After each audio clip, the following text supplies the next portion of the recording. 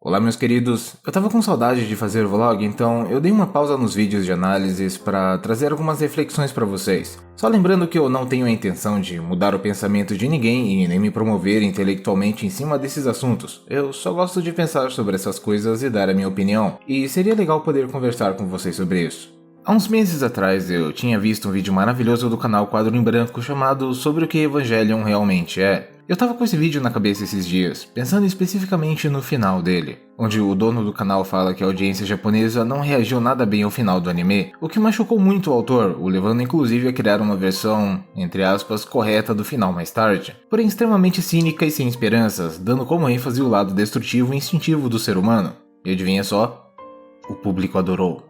Eu mesmo, desde mais jovem, sempre escutei as pessoas esculhambando o protagonista dessa série, dizendo que ele atrapalha tudo que há de bom nela e que o final é uma coisa horrível. Hoje eu entendo que essas pessoas, infelizmente a maioria, esperavam de Evangelion uma coisa que ele nunca foi. Anos depois, Hideaki Anno, o criador de Evangelion, viria a dirigir um dos melhores filmes do Godzilla, trazendo novas críticas sociais e tratando sobre isolamento e consequência do mesmo, colocando o monstro como uma alusão ao que a sociedade cria e mais tarde tenta destruir cinicamente, mas como o Godzilla dele não tem maquiagem de palhaço e não dança na escadaria, as pessoas torceram o nariz pra ele. Um outro exemplo que eu já citei em algum vídeo por aí é o Watchmen, a obra-prima do Alan Moore, do qual provavelmente nem ele aguenta mais. Watchmen é uma HQ que trata abertamente de política, mas que acima de tudo alfineta comportamentos humanos que, apesar de destrutivos, acabam passando como benéficos para a maioria. O Ozymandias, por exemplo, que quer criar um mundo de paz através do medo e para ele, matar milhões se torna apenas um obstáculo que ele precisa superar. Não importa se a paz é uma mentira, desde que as pessoas não entrem mais em guerra. Hoje em dia isso é um clichê e é muito comum você ver vilões com esse mesmo pensamento, mas na época era bem inovador. O Rorschach odeia tantos criminosos que ele basicamente se tornou um, e ainda vende as suas atitudes lunáticas e desesperadas como se ele fosse a única pessoa que realmente estivesse fazendo alguma coisa. É aquele tipo de pessoa que diante de uma situação difícil acha que agir é sempre a escolha certa, mesmo que as suas ações resultem em problemas maiores. Dr. Manhattan é o anti-Superman. Ele é o cara que tem poder para resolver tudo, mas ao invés disso ele entregou seu livre-arbítrio para o governo dos Estados Unidos, não se perguntando uma vez sequer se o que estava fazendo era certo ou errado, literalmente o ser mais fraco dentro do corpo mais forte. Agora eu te pergunto, alguém viu isso? Alguém se importou com isso? Quando a revista estava saindo, provavelmente sim, mas hoje em dia, alguém olha para o Watchmen como uma obra séria? Associar uma coisa para adultos por algum motivo está mais ligado à violência e palavrões do que aos temas abordados nessa tal coisa. A prova disso é o sucesso que alguns filmes do Zack Snyder fazem em alguns círculos. Mas ok, eu prometo que eu não vou ficar falando dele. O quão poderoso é o Dr. Manhattan não importa, ou pelo menos não deveria importar. Os Evangelions são mais do que meros monstros gigantes com design maneiro, e o Shinji é o elemento mais crucial daquela série. Eu fico imaginando a cabeça de um autor que passa por tanta coisa e consegue a proeza de transmitir tudo aquilo para sua obra só para ver as pessoas pegando a parcela mais rasa do trabalho dele e enaltecendo ela. E esse tipo de coisa não acontece só com o pessoal mais intelectual. Eu acho que as pessoas mais novas não sabem muita coisa sobre isso, mas Dragon Ball costumava ser um desenho de comédia e ação que fazia inúmeras referências e sátiras com o cinema chinês da década de 60 e 70, desde a forma como os personagens se vestiam, até mesmo a forma como as lutas se desenrolavam. Lembrava principalmente os filmes do Bruce Lee. Por mais que nem todas as piadas tenham envelhecido bem, principalmente as que envolvem explorar o corpo de uma menina de 14 anos, Dragon Ball ainda é um desenho adorável. O problema é que o público adorou e não ficou satisfeito só com aquilo. Não demorou muito para que Akira Toriyama, o autor de Dragon Ball, se visse escravo de sua própria criação. De um lado o desejo de seguir em frente e continuar dando asas à sua imaginação, do outro lado o medo da falta de aceitação pública e a pressão da editora. Isso sem falar no dinheiro que estava entrando muito. Eu acho que qualquer um aceitaria continuar no seu mais do mesmo.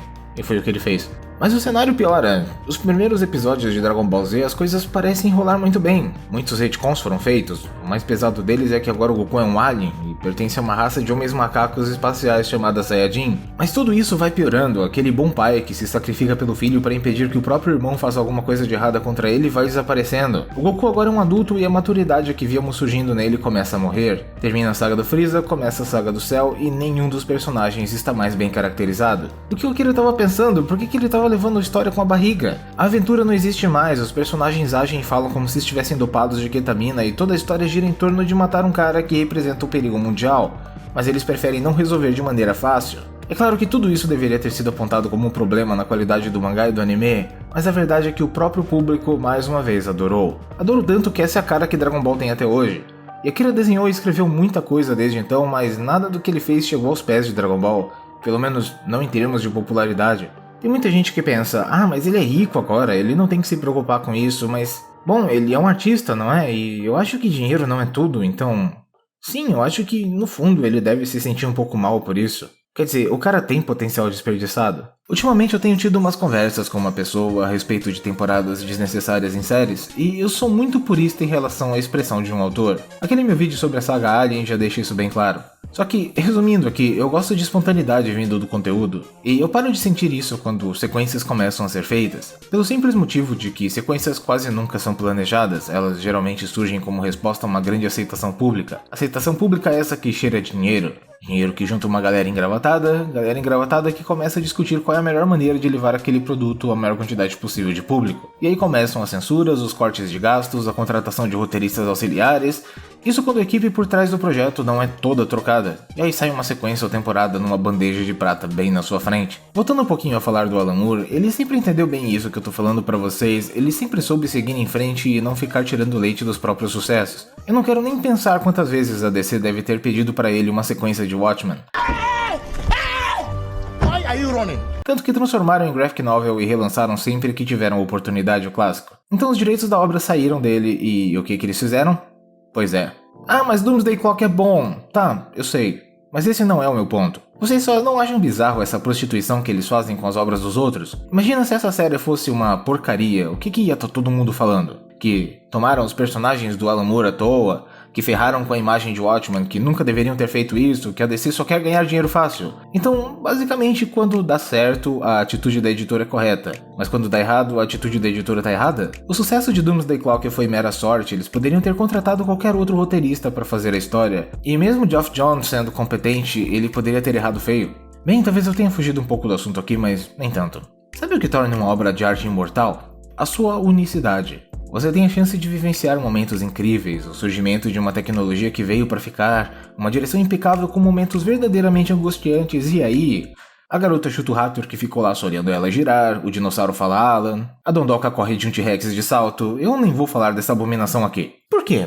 Por que as pessoas precisam disso? Por que os momentos mais superficiais têm tanto valor assim, a ponto de justificarem esse farm eterno em cima do mais do mesmo? Os dinossauros nem eram o que faziam o filme ser bom, era o conjunto da obra como um todo. Pense na parte estética de um filme, desenho, série ou qualquer outra coisa assim, como uma embalagem, como um papel de presente. O presente de verdade é o que está dentro daquilo, é o que você tira de lá de dentro. Desde a primeira tentativa de fazer absolutamente tudo, já vai existir a possibilidade de que esse presente não seja bom, mas pelo menos vai ser um presente de coração. E sim, eu tô ligado que nada hoje em dia é 100% espontâneo, sempre vai ter aquela forçação de barra do estúdio, editora ou gravadora, mas isso não impede que filmes como O Poço surjam. Já pensaram se esse filme tivesse exatamente as mesmas alegorias, mas sei lá, tivesse zumbi nele? Cara, mesmo sem zumbis, já estão cogitando fazer uma sequência. O que mais alguém tem pra falar sobre O Poço? Quem assiste O Poço e pensa, nossa, seria legal ver o que aconteceu com essa gente depois? Eu como autor sempre tive medo disso, de fazer uma coisa e as pessoas se apegarem somente ao estético. Verem meu trabalho como um playground, não como um presente, mas eu tô sendo pretencioso aqui, eu morri na praia antes mesmo de vender uma única unidade. Se apegar aos elementos externos das coisas não é ruim, eles estão lá por um motivo, que é agradar você, é pra fazer você rir, se maravilhar, sentir orgulho, mas isso é o que eles são, elementos externos. Nós precisamos aprender a abrir o presente e aproveitar o que tem dentro dele ao invés de só ficar olhando para a embalagem.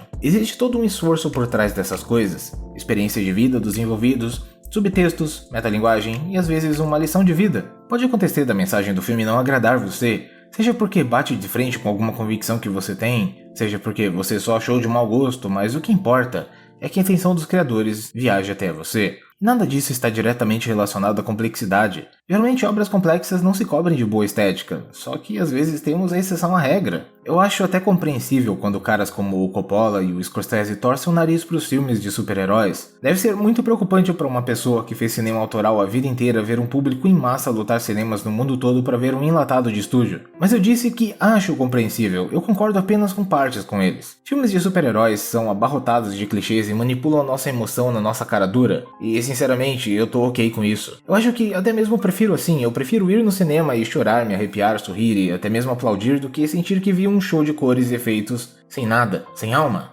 Você quer o meu dinheiro? Eu te dou. Só me dá alguma coisa legal em troca. Só que realmente assistir certos filmes autorais ou até mesmo séries assim é uma experiência única. Às vezes essas coisas não vêm acompanhadas de algum apelo externo como Roma do Alfonso Cuarón, Mas em certos momentos é esse maldito apelo que atrai o público mais estúpido para algo que ele não está pronto para ver.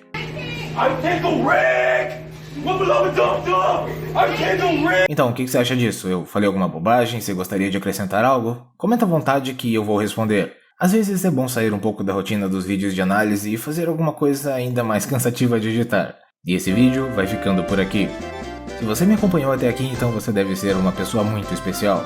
Se gostou, me dá um like, te convido a ver outros vídeos do canal e se gostar, peço que se inscreva e ative o sininho. Eu vou indo nessa e até logo.